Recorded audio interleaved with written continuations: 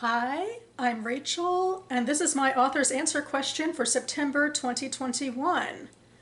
The author's answer series was started by J.D. Archer and his writing group, wherein they asked themselves a series of reading and writing related questions.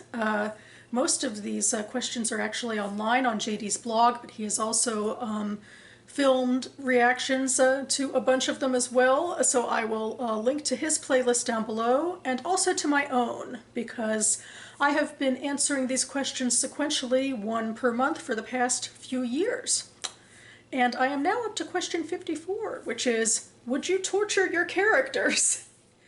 I can't help but think that this question came about, maybe I'm presuming too much, but I know that JD writes in science fiction and fantasy, and fantasy in particular is known as sort of the torture genre because so much of it is based in medieval-esque European settings. And I know this is something that actual historians roll their eyes about, like, the actual medieval ages weren't that bad, the vast majority of the time. But I guess torture makes a good story. It reminds us of how bleak things were. I don't know. And anyway, I am writing a fantasy project right now, although it's not based in medieval-esque Europe. It's more of a Bronze Age-esque fantasy. And I do have in mind for my sequel something that probably could be construed as a torture scene, although that being said, I shouldn't construe much of anything about a sequel right now. I'm having enough trouble getting through the first draft of the first book, so But in my heart of hearts, I have, vaguely thought ahead to a possible sequel or two, and it's come up that maybe I could use torture in that sequel. And I would use it basically to make commentary on the futility of violence. I mean, frankly, that's how I more or less see torture, or even in this first volume. It's not torture exactly, but I don't necessarily look at any sort of violence with anything but a critical eye. That's sort of my MO. I mean, I know there's some people who write torture, kind of as a fetish or a snuff thing. I guess, you do you. And sometimes I see it crop up, particularly with female authors who write young female protagonists in what they call adult fantasy, and I see people come up with the idea of, just because there's a lot of violence or torture in this doesn't necessarily make it adult. And I've been mulling over that because torture definitely moves things out of the young adult realm.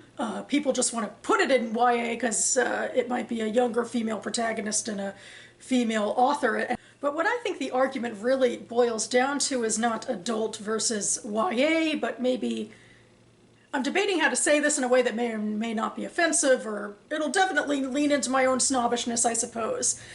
So the real divide is between adult mature themes and adult fun themes. Like if you're just going to use excessive violence for, titillation purposes, that's not a mature theme. That's not really looking at it honestly. That's just getting off on it. But if you're going to use it to comment on something in a more serious manner, that's, I guess, what most people might consider adult, or what I would consider adult, and then I have to pull myself back and say, it's not that it's the only type of adult fiction, but it's the type that I appreciate because I don't like violence for violence's sake. I wanted to comment on the human condition.